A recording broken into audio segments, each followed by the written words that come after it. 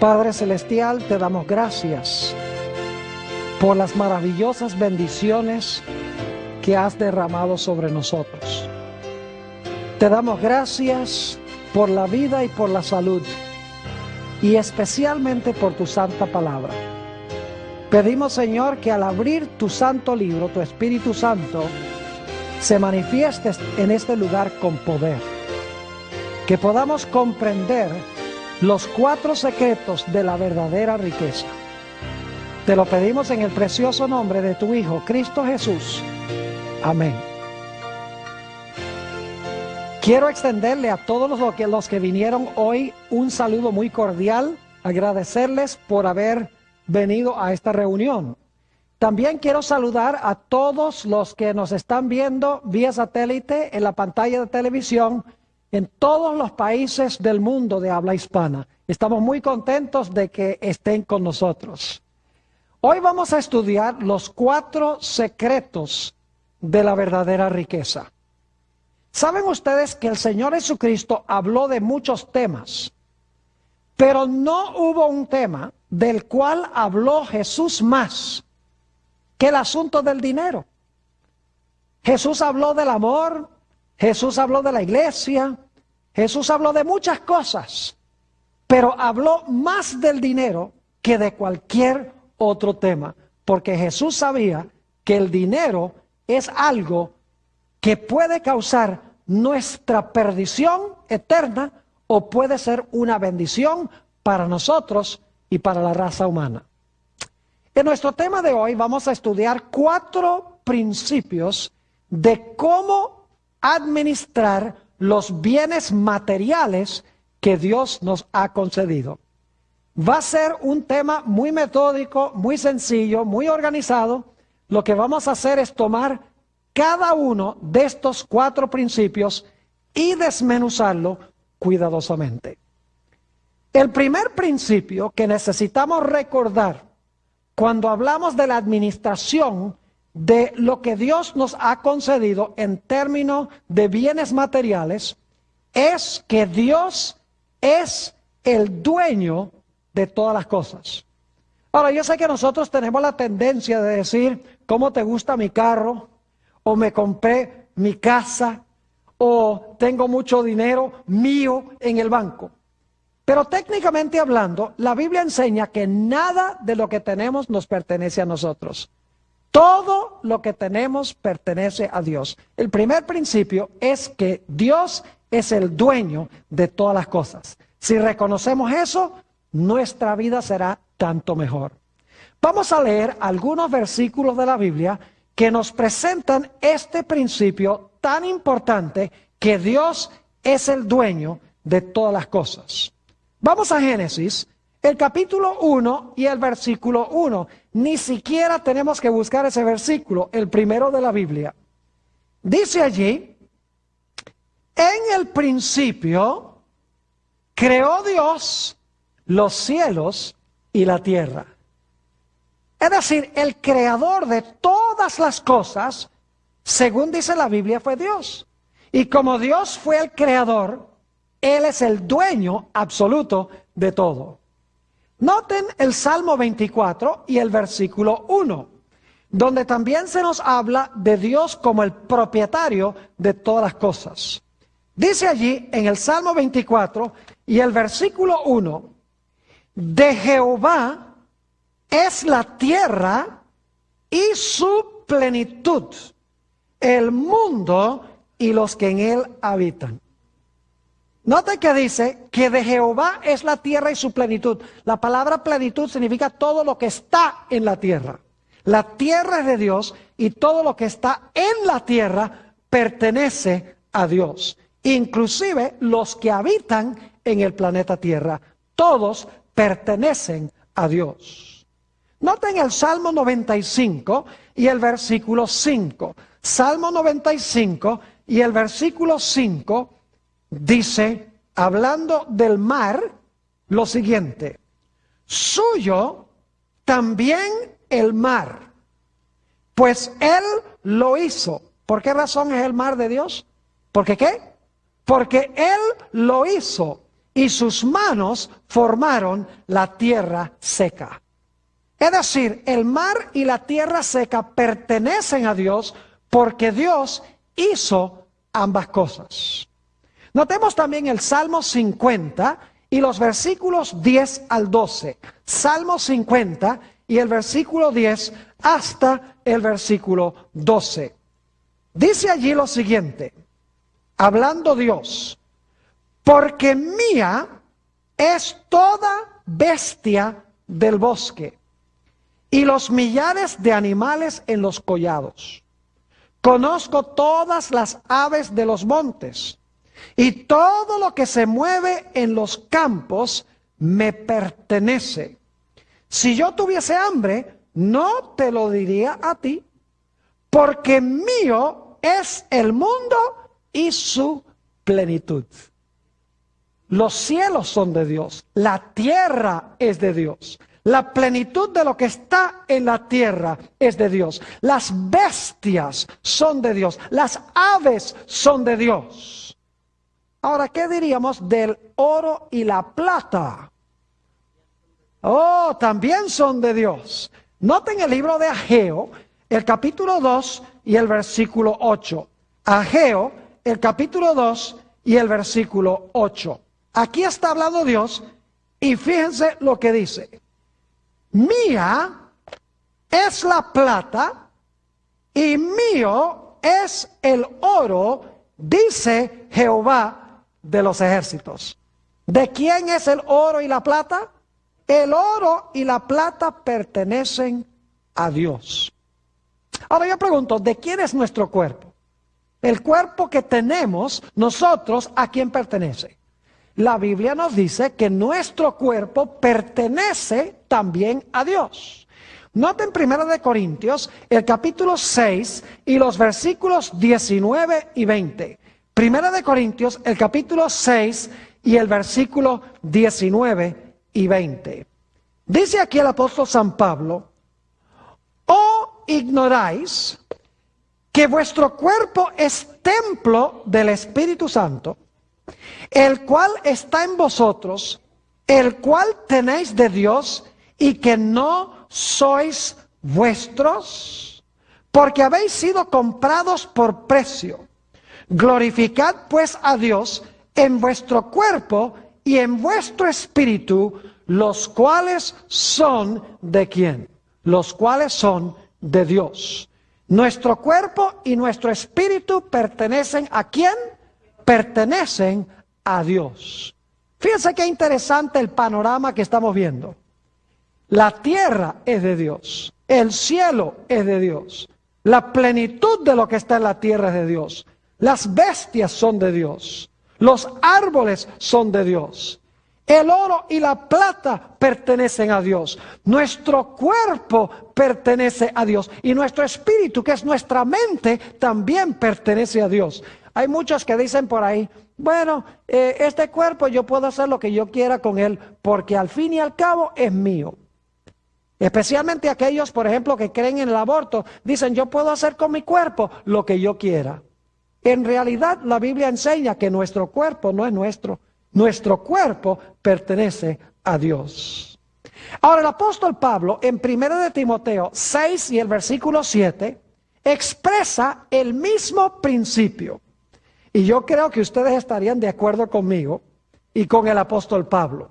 1 de Timoteo 6 y el versículo 7. Dice allí el apóstol Pablo: porque nada hemos traído a este mundo y sin duda nada podremos sacar. ¿Saben ustedes algo? Que ni la ropa que tenemos puesta la trajimos al mundo. Porque entramos al mundo desnudos. Y no podemos tampoco sacar nada de este mundo. Mientras Dios nos da vida, tenemos. Mientras que no estamos recibiendo vida de Dios, no tenemos. Es decir, todo pertenece a Dios. Noten Deuteronomio 8 y el versículo 18. Dios, hablándole al pueblo de Israel, tuvo unas palabras muy sabias que hablar. porque posiblemente Israel pensaba que ellos podían ganar riquezas por sí mismos. Deuteronomio 8 y el versículo 18. Dice allí, si no, acuérdate de Jehová tu Dios, porque Él te da el poder para hacer riquezas, a fin de confirmar su pacto que juró a tus padres, como en este día. ¿Quién es el que da poder para adquirir riquezas? Es Dios el que da poder para adquirir riquezas. Porque las riquezas pertenecen ¿a quién? Las riquezas pertenecen a Dios. Cuando Salomón fue a construir el templo, encontramos que Salomón elevó una oración o una plegaria a Dios. Y quiero que noten la oración que elevó, o parte de la oración que elevó Salomón a Dios. Se encuentra en Primera de Crónicas 29 y vamos a leer solamente los versículos 14 y 16. Primera de Crónicas 29, 14 y 16. Dice aquí, porque ¿quién soy yo y quién es mi pueblo para que pudiésemos ofrecer voluntariamente cosas semejantes? Es decir, habían traído muchos dones para construir el templo. Salomón dice, ¿quiénes somos nosotros para haber traído estas cosas? Pues todo es tuyo, dice Salomón en su oración, y de lo recibido de tu mano te damos, oh Jehová, Dios nuestro, toda esta abundancia que hemos preparado para edificar casa a tu santo nombre, de tu mano es, y todo es tuyo. Principio número 1. Dios es el dueño de todas las cosas. Todo lo que tenemos pertenece ¿a quién? A Dios. Principio número 2. Aunque Dios es el dueño de todas las cosas, Dios nos ha colocado a nosotros como sus mayordomos. Una mejor palabra sería que Dios nos ha colocado como sus administradores para administrar lo que le pertenece a Él. Ustedes saben que un individuo puede ser dueño de una empresa y puede nombrar a alguien para administrar la empresa. No significa que el administrador es el dueño. Lo que hace el administrador es simplemente manejar o administrar lo que pertenece al dueño. Vamos a notar algunos versículos de la Biblia sobre este segundo principio de que aunque Dios es el dueño, nosotros somos sus mayordomos. Génesis 1 y el versículo 28. Está hablando aquí de la creación de Adán y Eva y dice esto: y los bendijo Dios y les dijo, fructificad y multiplicaos, y llenad la tierra, y sojuzgadla, y señoread en los peces del mar, en las aves de los cielos, y en todas las bestias que se mueven sobre la tierra. Noten que Dios colocó a Adán y Eva para administrar lo que Él creó, porque dice que debían sojuzgar la tierra, señorear sobre la tierra, y que debían en realidad cuidar lo que Dios había creado. Noten también Génesis 2 y el versículo 15. Génesis, el capítulo 2 y el versículo 15. Dice específicamente en cuanto al plan de Dios para Adán: tomó pues Jehová Dios al hombre y lo puso en el huerto de Edén para que ¿qué? Para que lo labrara y lo guardase. Es decir, que Génesis deja muy en claro que aunque Dios era el dueño de todo, porque Él lo creó, Dios colocó a Adán y Eva para administrar, cuidar, mejorar y gobernar sobre lo que Dios había hecho. Ahora, hablemos un poco sobre las características que debe tener un mayordomo para que pueda ser reconocido fiel por el dueño. Vamos a Primera de Corintios, el capítulo 4 y el versículo 2. Acabo de mencionar esta característica de un buen mayordomo, de un buen administrador. Dice en Primera de Corintios, el capítulo 4 y el versículo 2: Ahora bien, se requiere de los administradores que cada uno sea hallado ¿qué? Que cada uno sea hallado fiel. Es decir, un administrador no debe estar robándole al dueño. Un administrador maneja lo que pertenece al dueño, pero no roba lo que no le pertenece. Es decir, una primera característica de un buen mayordomo es que debe ser fiel. Una segunda característica de un buen mayordomo es que el buen mayordomo mejora y multiplica lo que pertenece al dueño. No lo deja así nomás. Noten Mateo, el capítulo 25 y el versículo 27. O sea, Mateo 25 y el versículo 27. Aquí está hablando en la parábola de los talentos lo siguiente. Dice, por tanto, debías haber dado mi dinero a los banqueros, y al venir yo hubiera recibido lo que es mío con intereses. Es decir, el buen mayordomo no solamente cuida lo que pertenece al dueño, sino que lo multiplica. Es decir, lo mejora. Es fiel y gana intereses a lo que el dueño, lo que es del dueño, en otras palabras. Ahora, otra característica de un mayordomo fiel es que un mayordomo fiel le rinde al dueño los frutos en el tiempo en que debe hacerlo. Es decir, las ganancias se las rinde al dueño cuando el dueño lo exige y lo pide. Noten Mateo 21 y el versículo 34, San Mateo el capítulo 21 y el versículo 34. Esta es la famosa parábola de la viña. Y dice allí, y cuando se acercó el tiempo de los frutos, envió, está hablando de Dios, envió a sus siervos, a los labradores, para que recibiesen sus ¿qué? Sus frutos.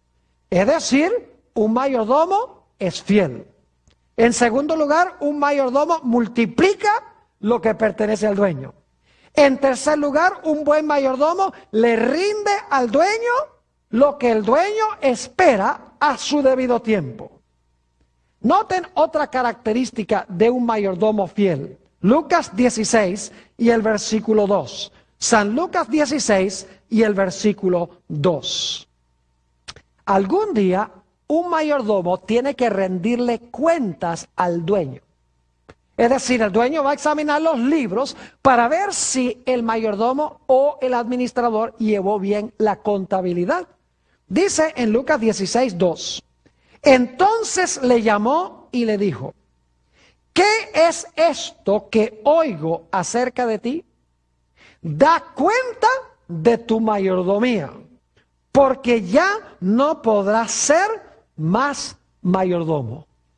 Es decir, un buen mayordomo, cuando el dueño dice, ríndeme cuentas, el buen mayordomo o el buen administrador le muestra los libros y se ve que llevó bien la contabilidad. Ahora, note lo que dice San Mateo 25 y el versículo 23. Todo mayordomo le encantaría escuchar estas palabras que habló Jesús. Dice en Mateo 25 y el versículo 23, su Señor le dijo, bien, buen siervo y fiel, sobre poco has sido fiel, sobre mucho te pondré, entra en el gozo de tu Señor. Y otro texto que está relacionado con esto es San Lucas 16, 10, a donde dice Jesús, el que es fiel en lo muy poco, también en lo más es fiel. Y el que es en lo muy poco injusto, también en lo más es injusto. Es decir, que un mayordomo es fiel en las cosas más pequeñas. Y si lo hace, cuando tiene que rendirle cuentas al dueño, el dueño le va a dar mayores responsabilidades y mayores privilegios como su administrador. Repasando entonces, el segundo principio es que aunque Dios es el dueño de todas las cosas, Dios nos ha colocado a nosotros para administrar lo que Él nos ha dado. Lo podemos usar, lo podemos aprovechar, pero tenemos que aplicar estos principios. Y es que tenemos que ser fieles, tenemos que invertir lo que pertenece al dueño y multiplicarlo. Tenemos que rendirle sus frutos en el momento debido. Tenemos que dar cuenta de nuestra mayordomía y tenemos que ser fieles en las cosas más pequeñas, y entonces el dueño nos colocará sobre asuntos más grandes. Ahora, yo no sé si ustedes se han dado cuenta que los primeros dos principios están en Génesis. O sea, no nos hemos mantenido solamente en el libro de Génesis, porque ahí tenemos los principios que luego se amplían y se desarrollan en el resto de la Biblia. El primer principio lo vimos en Génesis 1:1, que Dios es el dueño de todas las cosas. En el principio creó Dios los cielos y la tierra. El segundo principio lo vimos en Génesis 2:15, donde Dios colocó a Adán para labrar y cuidar el huerto. Y también en Génesis 1:28, donde Dios mandó al hombre a sojuzgar la tierra, a cuidar la tierra, a administrarla. Es decir, estos principios están en Génesis y luego se desarrollan en el transcurso del resto de la Biblia. El tercer principio es también muy sencillo. El tercer principio es que aunque Dios es dueño de todas las cosas y nos ha dado la habilidad de administrar todo lo que pertenece a Él, en realidad hay algo que Dios se ha reservado exclusivamente para Él. Es decir, no nos da eso ni siquiera para administrarlo. Dios me dice, administra esto, pero hay una porción que yo me he reservado que no es para tú administrarla. Esa me la he reservado para mí. Yo no sé si ustedes recuerdan que hemos estudiado sobre el árbol de la ciencia del bien y del mal. Vamos a leerlo en Génesis, el capítulo 2, 16 y 17, porque aquí tenemos el principio, el tercer principio, de que Dios se ha reservado algo para sí que nosotros no podemos ni siquiera administrar.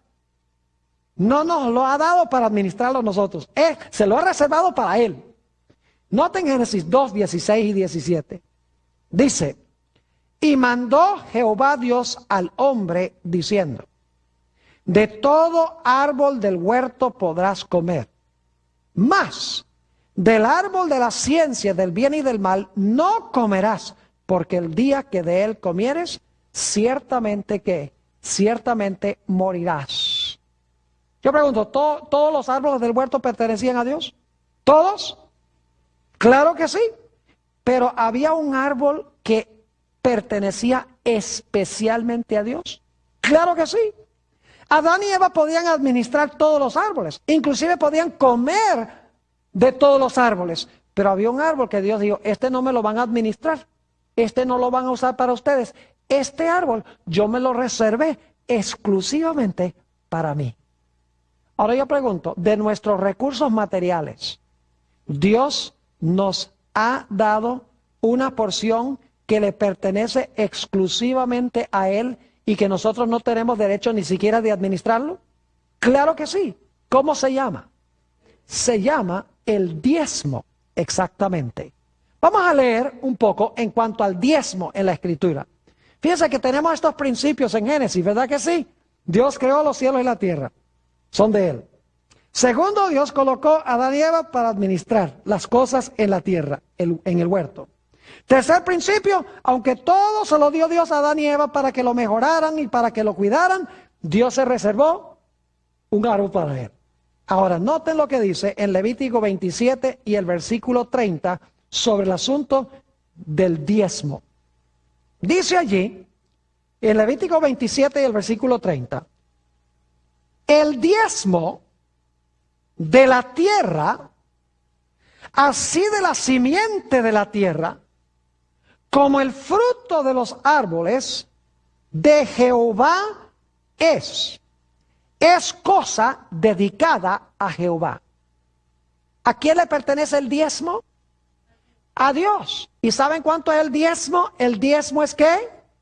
10%. ¿Cómo les gustaría a ustedes que un individuo que es dueño de una empresa, supongamos que hay un individuo que es dueño de una empresa, y Él le da a usted el trabajo de administrar el negocio que tiene. Y el dueño dice, mira, yo quiero que tú me administres este negocio. Y cuando lleguen las entradas, tú te quedas con el 90% y me devuelves a mí el 10%. ¿Aceptarían un negocio así? Ah, eso es un negociazo. Imagínense, 90% para mí y 10% para el dueño, cuando él pone la empresa y todos los recursos. Tremendo negocio. Sin embargo, Dios dice, del 100% que yo te doy, resérvame 10% para mí. Y decimos, ay Señor, pero ¿por qué eres tan mezquino? ¿Cómo te vas a quedar con el 10%? El 10% no es nada.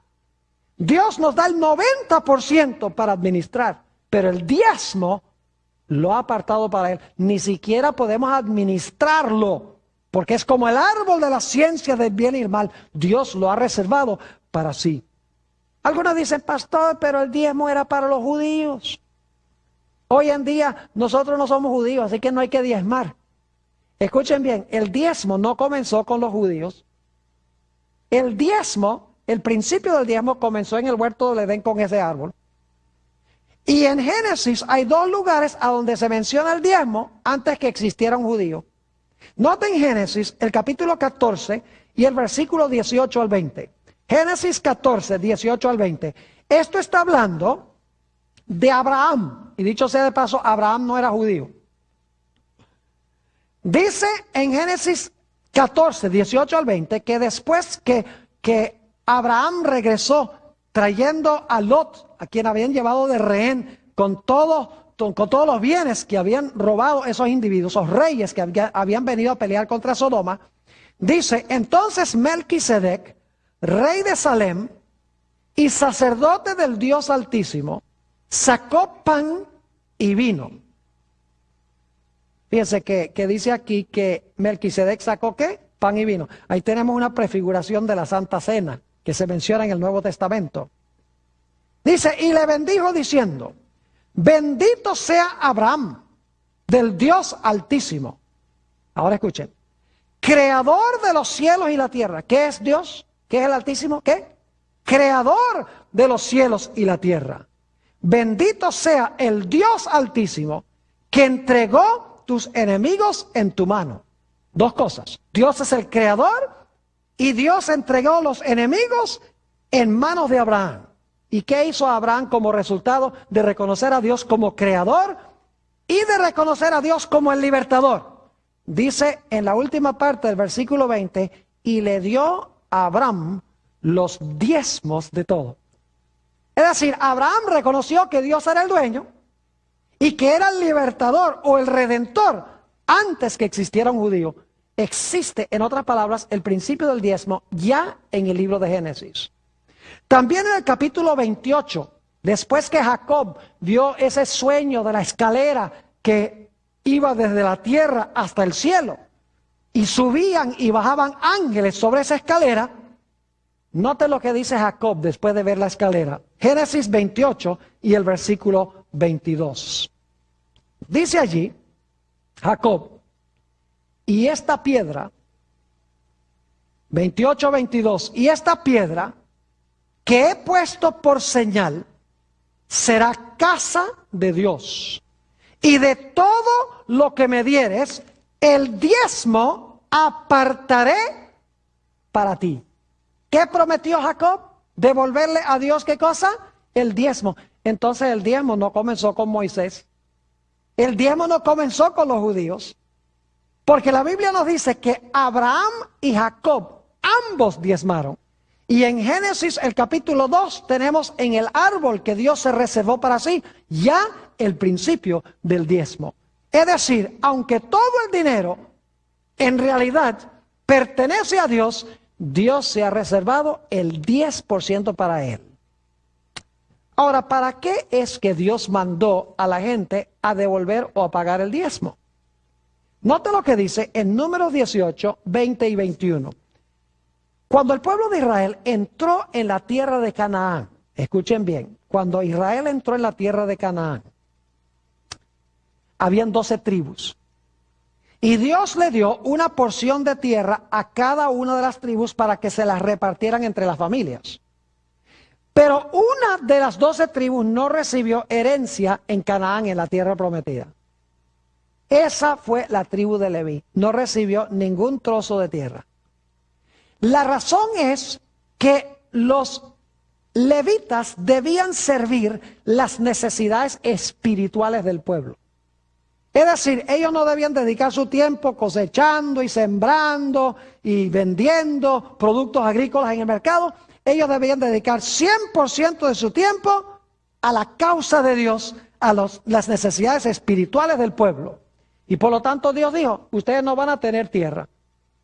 Y claro, la pregunta surge, si no tenían dónde sembrar y dónde cosechar y dónde criar animales, ¿cómo iban a vivir?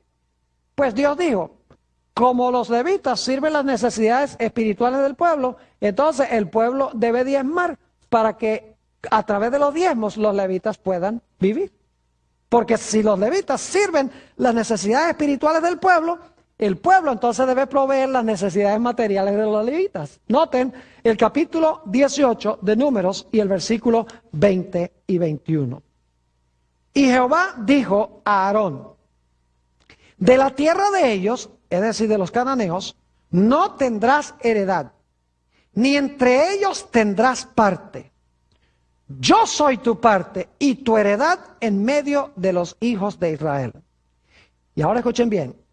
Y he aquí, yo he dado a los hijos de Leví todos los diezmos en Israel por heredad. ¿Quién le dio los diezmos a los levitas?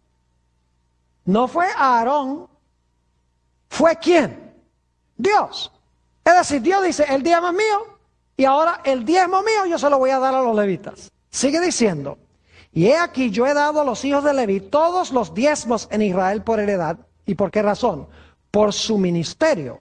Por cuanto ellos sirven en el ministerio del tabernáculo de la reunión. Es decir, el diezmo era para remunerar a los ministros de esa época, a los sacerdotes que servían las necesidades espirituales del pueblo, porque los sacerdotes no hacían ningún trabajo secular. Todo lo que hacían era en relación con la iglesia. Hoy en día no les llamamos sacerdotes, les llamamos ¿qué cosa? Ministros o pastores. Es decir, el diezmo entra a la iglesia y luego, al entrar los diezmos a la iglesia, el dinero se usa para remunerar a los que son pastores o ministros de tiempo completo que satisfacen las necesidades espirituales del Israel moderno o de la iglesia. Es un buen plan. Porque fíjense, no era el plan de Dios de que los pastores tuvieran que tener otro trabajo además de pastorear o ministrar a la congregación. Porque cuando están trabajando en otras cosas, no pueden dedicarle tiempo completo a trabajar en la iglesia. Además de eso, lo interesante es que Dios mandó a que se usaran los diezmos para remunerar a todos los levitas de una forma equitativa. Es decir, no había un plan donde un levita ganaba millones y el otro levita ganaba un poco. Se pagaba equitativamente a todos lo que necesitaban para su supervivencia. ¿Saben otro detalle interesante? Es que los levitas también diezmaban. Es decir, los pastores le daban ejemplo al pueblo, diezmando los diezmos. Note lo que dice Números 18 y el versículo 26. Números 18 y el versículo 26. Dice allí, así hablarás a los levitas y les dirás, cuando toméis de los hijos de Israel los diezmos, es decir, cuando ustedes reciban de Israel los diezmos, que os he dado de ellos por vuestra heredad, vosotros presentaréis de ellos, de los diezmos, en ofrenda mecida a Jehová, ¿qué cosa? El diezmo de los diezmos. Es decir, los sacerdotes debían diezmar el diezmo que recibían. Los ministros deben diezmar. Y yo debo decirles que yo no solamente le digo a la gente de la iglesia que diezme, sino que yo también diezmo, porque Dios lo manda. Hay que darle ejemplo a la congregación. Ahora, ¿qué pasa si nosotros no le devolvemos el diezmo a Dios? En realidad nos constituimos en ladrones según dice Dios mismo. Noten Malaquías, el capítulo 3 y el versículo 8. Malaquías, el capítulo 3 y el versículo 8. Dice aquí, y está hablando muy solemnemente, ¿robará el hombre a Dios? Pues vosotros me habéis robado. Y dijisteis, ¿en qué te hemos robado? Y Dios responde, ¿qué? En vuestros diezmos, ¿y qué? En nuestros diezmos y vuestras ofrendas. ¿Estaba robándole Israel a Dios? Claro que sí. Porque se estaban posesionando de lo que se debía traer al santuario para sostener al ministerio y lo estaban usando para sus propios propósitos comunes. Ahora, algunos dirán, bueno, pastor, pero ese asunto del diezmo, eso era para los judíos y para los levitas del Antiguo Testamento. Hoy Dios tiene otro plan diferente. ¿Ustedes creen que Dios tiene un plan distinto hoy? ¿Saben que Jesús enseñó el principio del diezmo? El problema es que en los días de Jesús todo el mundo estaba diezmando, pero estaba diezmando por la razón equivocada. Los fariseos creían que diezmando les iba a ganar el favor de Dios. Así que Jesús no tuvo que decirles, diezmen, diezmen. No, porque ellos estaban diezmando. Lo que tuvo Jesús que hacer es corregir el motivo por el cual diezmaban. Noten Mateo, el capítulo 23 y el versículo 23. Y mientras ustedes están buscando eso, les puedo decir también que Jesús no dijo, guarden el sábado, porque todo el mundo estaba guardando el sábado. Lo que pasa es que lo estaban guardando mal. Lo estaban guardando como decían los fariseos, no como dice la Biblia. Así que Jesús corrigió la forma en que se guarda el sábado, pero no tuvo que dar ningún mandato de que la gente guardara el sábado, porque todo el mundo lo estaba guardando. Lo mismo el diezmo. Note Mateo 23 y el versículo 23. Jesús dice, ay de vosotros, escribas y fariseos hipócritas, porque diezmáis la menta y el eneldo y el comino, que son semillitas chiquitas. Imagínense, tenían 10 semillitas de comino y apartan 9 para mí y 1 para el Señor. Es decir, diezmaban estrictamente. Dice, y dejasteis lo más importante de la ley, la justicia, la misericordia y la fe. Esto era necesario hacer sin dejar de hacer aquello. Es decir, deben diezmar y deben tener la razón correcta o la motivación correcta para diezmar. Jesús dijo, es necesario tener ambas cosas. Ahora, hay un pasaje en el Nuevo Testamento que deja clarito el hecho de que el diezmo todavía hoy es el plan de Dios. En 1 Corintios 9, y voy a leer solamente los versículos 13 y 14, pero quiero contarles algo sobre el contexto. 1 Corintios 9, 7 al 14. Según parece, el apóstol San Pablo y algunos de sus colegas, los hermanos los estaban criticando porque en realidad la gente los sostenía de los diezmos. Y por lo tanto ahora el apóstol Pablo escribe a estas personas que estaban criticando a los ministros que eran pagos de los diezmos. Y el apóstol Pablo dice, ¿ustedes creen que un soldado cuando va a la guerra tiene que pagar sus propios gastos?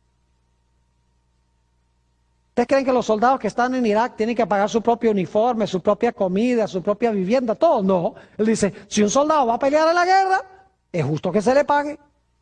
Dice, una persona que siembra una viña, es justo que coma de la viña. Dice, un individuo que cuide un rebaño, es justo que beba la leche del rebaño. Y dice, inclusive cita un versículo del Antiguo Testamento donde dice, no pondrás un bozal sobre el buey. Y la razón por la cual eso está en Deuteronomio es porque los bueyes trillaban el grano. Y si se les ponía un bozal, no podían comer de lo que estaban trillando. Y por lo tanto, ese texto lo puso Dios para decir, mire, el buey que trabaja es digno de su salario, es digno de que coma. Y el apóstol Pablo está diciendo, si un individuo trabaja en el ministerio, es justo que también viva del ministerio.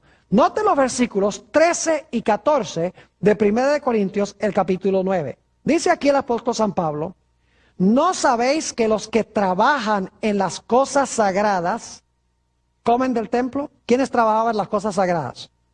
Los sacerdotes, ¿verdad que sí? Dice, comen de las cosas sagradas o comen del templo Y que los que sirven al altar, esos eran los levitas, ¿sí o no? Los sacerdotes, comen del altar o participan del altar. Y ahora escuchen esto. Así también, es decir, de la misma manera, como allá los que servían en el templo y en el altar, comían de las cosas del altar y del templo, dice el apóstol Pablo, así también sugirió el Señor. ¿Eso es lo que dice? ¿Sugirió el Señor? No. Así también recomendó el Señor. No. Dice, así también ordenó el Señor a los que anuncian el Evangelio que vivan del Evangelio. Al igual dice él, que los que servían el altar y los que servían en el templo vivían de los diezmos que la gente traía al alfolí. De la misma manera, hoy ordenó Dios que los que anuncian el Evangelio, los que proveen las necesidades espirituales de la iglesia, es necesario que vivan del Evangelio, es decir, que vivan de los diezmos. Y saben que cuando la gente diezma es una inversión. Porque cuando ustedes meten el dinero del diezmo en el plato de la ofrenda, el resultado es que el pastor va a servir sus necesidades espirituales. Es decir, ustedes lo que están haciendo es invirtiendo para que el pastor tiempo completo pueda hacer bautismos, pueda tener campañas evangelísticas, pueda predicar los sábados, pueda visitarlos cuando están enfermos, puedan ir al hospital, etcétera. Es decir, el diezmo es una inversión que nos regresa a nosotros en los servicios del ministro. Es decir, que hasta ahora hemos estudiado 3 principios. Número 1, Dios es el dueño de todo. Número 2, nos ha colocado sobre sus posesiones como administradores. Principio número 3, se ha reservado una porción que nosotros ni siquiera debemos administrar. Y quiero decirles, nosotros no pagamos el salario del pastor. El salario del pastor lo paga Dios. Porque el diezmo es de Dios, así que no se crean de mucho. Y diga, yo pago el salario de mi pastor. No, señor, porque ese dinero no es de ustedes para pagarle al pastor. Ustedes sencillamente lo traen a la iglesia y Dios le paga al pastor. ¿Me están entendiendo lo que estoy diciendo? Ahora, el principio número 4, muy sencillo.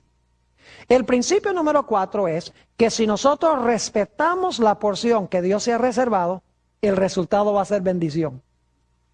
Si nosotros irrespetamos la porción que pertenece a Dios, vamos a traer sobre nosotros una maldición.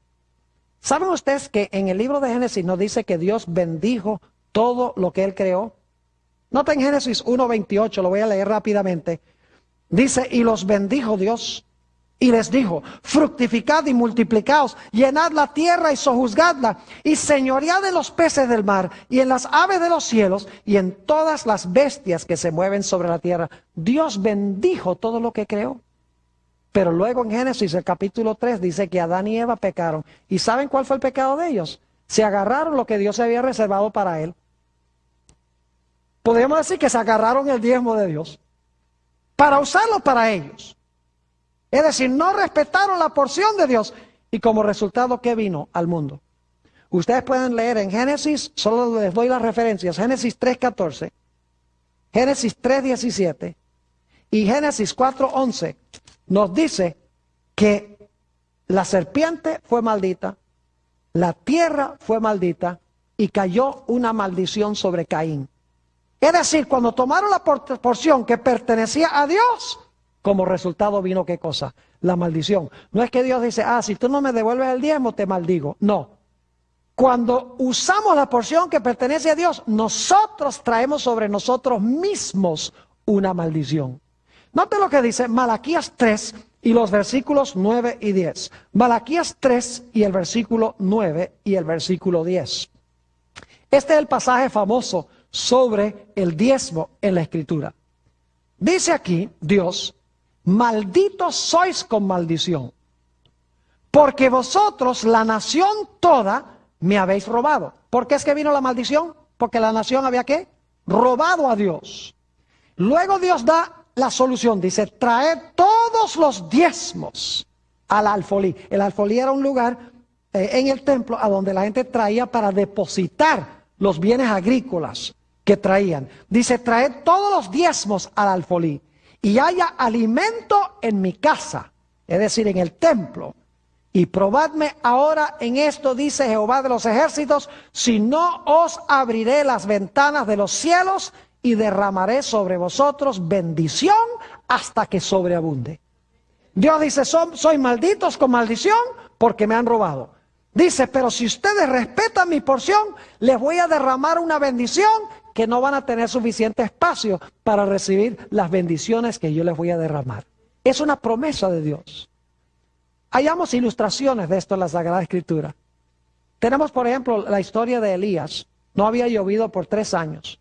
Dios mandó a Elías a ir a un pueblo, al pueblo de Sarepta, y Dios le dijo, allá te vas a encontrar con una viudita. Y ustedes pueden leer esto en Primera de Reyes 17, solamente les estoy contando la historia. Llega Elías allá al pueblo y cuando está entrando al pueblo encuentra a esta viejita, viuda, recogiendo unos pocos pedacitos de leña. Y entonces Elías le dice, mira, búscame un vaso de agua. Y la agua era un lujo, porque no había llovido en 3 años. Así que la viudita dice, está bien. Y cuando está yendo para buscar el agua, le dice a Elías, Elías es el ministro de Dios, porque es el profeta. Le dice a Elías, ¿y no tienes algo de comer? Y la viudita dice, lo único que tengo es un poquito de harina y un poquito de aceite, y voy a hacer unos pocos panecitos, y luego mi hijo y yo nos vamos a morir. Y ahora imagínense qué egoísta es el profeta. El profeta le dice a la viuda, mira, ve y hace los pancitos. Dice, pero tráeme a mí un pancito primero. Óyeme, robándole a las viudas. El ministro de Dios. Pero luego le dijo a Elías, a la viudita, le dijo, mira, si tú haces lo que yo te digo, si tú me traes el pequeño pan primero al ministro de Dios, te aseguro que no va a escasear la harina ni el aceite hasta que llueva de nuevo en la tierra. Ahora la viuda tenía que decidir, ¿me muero con la barriga llena? ¿O me arriesgo a ver si de pronto lo que el profeta dice es la verdad? Ella fue y le hizo la pequeña torta a Elías primero. Y saben que la Biblia dice que no escaseó ni el aceite ni la harina hasta que volvió a llover sobre la tierra. Sacaba aceite y sacaba harina, todos los días sacaba y no se acababa. Por 6 meses esos barriles produjeron harina y aceite. Ella nunca hubiera sabido si Dios estaba hablando en serio, al menos que lo hubiera probado. Por eso dice, probadme ahora en esto. Hay gente que dice, ay pastor, pero a mí no me alcanza el dinero para diezmar. ¿Saben algo? Yo les doy una fórmula donde siempre les alcanza el dinero para diezmar. Y es, denlo primero. Si lo devuelven primero, siempre les va a alcanzar el dinero para diezmar. Y fíjense que cuando Dios nos pide que diezmemos, Dios promete que nos va a suplir todo lo que nosotros necesitamos para nuestra vida. Junto con lo que nos pide, promete una gran bendición. También hallamos estos 4 principios ilustrados en la historia de José. Ustedes saben que Potifar era el dueño, ¿verdad? José fue a parar en la casa de este hombre, Potifar, hombre grande allá en Egipto. Y nos dice la Biblia que aunque Potifar era el dueño, José era ¿qué cosa?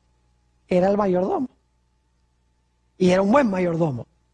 Porque cuidaba lo del dueño, lo invertía, lo multiplicaba. Mejor dicho, Potifar confiaba tanto en José que lo único que sabía era cuando le ponían la comida en la mesa. Ni se preocupaba por lo que tenía o lo que no tuviera. Pero había algo que Potifar se reservaba solamente para sí, su esposa.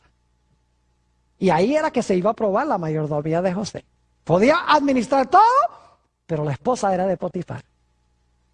Y José escogió respetar lo que Potifar se había reservado para sí. Y alguno dice, sí, pero fíjese, respetó lo que le pertenecía a Potifar y allá fue a parar a la cárcel. ¿Acaso la Biblia dice que cuando respetamos, cuando somos buenos mayordomos, que viene bendición?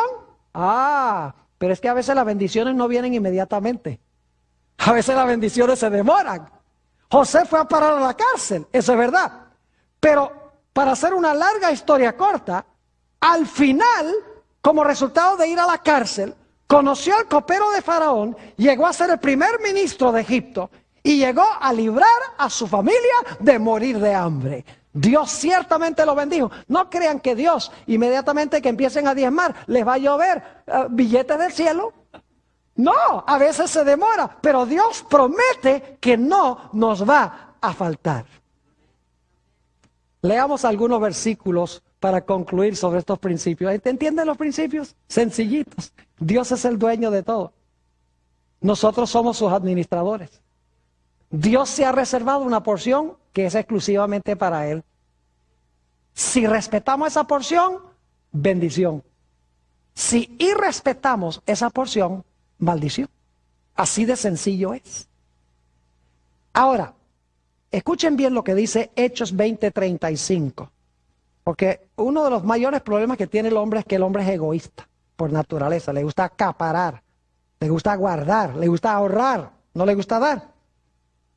Dice el apóstol San Pablo en Hechos 20:35, en todo os he enseñado que trabajando así se debe ayudar a los necesitados y recordar las palabras del Señor Jesús que dijo, más bienaventurada cosa es dar que recibir.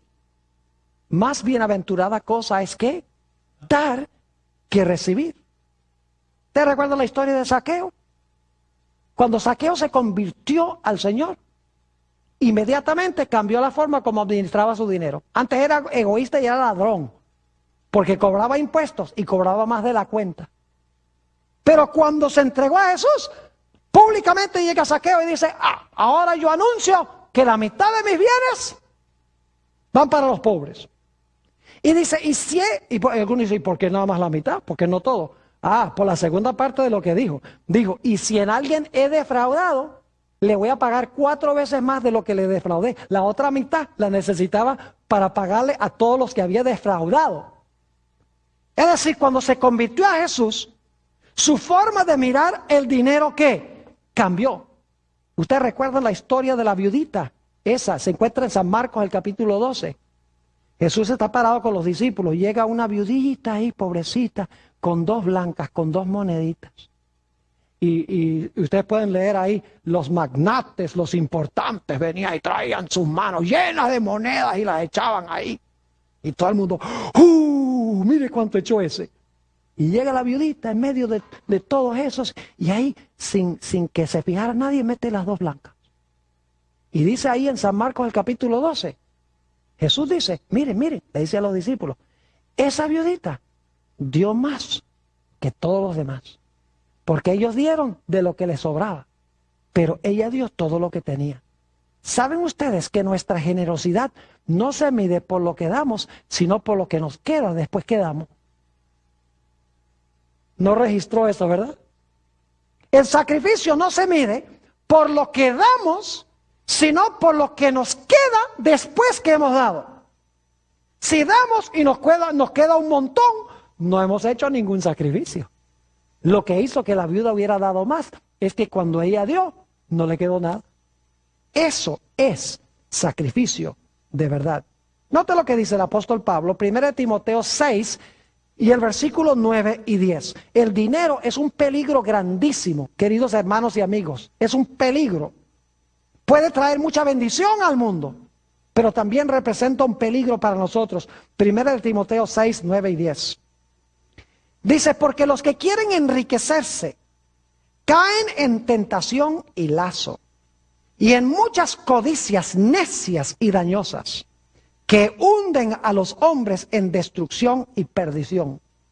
Porque la raíz de todos los males es el amor al dinero, el cual codiciando algunos se extraviaron de la fe y fueron traspasados de muchos dolores. Con razón el Señor Jesucristo habló tanto del dinero. Para concluir, quiero decirles que en el mar, que allá en la tierra de Israel hay 2 mares. El mar de Galilea y el mar muerto. El mar de Galilea, ustedes van y encuentran que está lleno de vida, lleno de peces, aves a sus alrededores, mucho verdor, árboles, pasto verde. Es decir, todo es vida. El Jordán sigue fluyendo del sur del mar de Galilea y va al mar Muerto. Y cuando llega al mar Muerto no hay nada vivo ahí. No hay vegetación, no hay peces, no hay microorganismos, no hay aves en el cielo. Está bien nombrado ese mar, es el mar Muerto. ¿Y por qué razón es que el mar de Galilea tiene tanta vida y el mar Muerto está tan muerto? Muy sencillo. El mar de Galilea le entra el río Jordán por el norte y luego el mar de Galilea da su agua por el sur. Es decir, el mar de Galilea recibe para dar. Mientras que el mar Muerto no le da a nadie. El agua que llega al mar Muerto queda en el mar Muerto. El agua se estanca y por lo tanto no hay vida. El principio fundamental de la vida, mis queridos hermanos y amigos, es el principio de dar. Dar, dad y se os dará, dijo el Señor Jesucristo. Recordemos entonces estos 4 principios básicos de la verdadera prosperidad. Número 1, reconozcamos siempre que Dios es el dueño de todo. Número 2, que nosotros somos sus administradores y debemos ser fieles. Número 3, que hay una porción que Dios se ha reservado y debemos respetarla. Y número 4, si respetamos eso, tendremos gran bendición.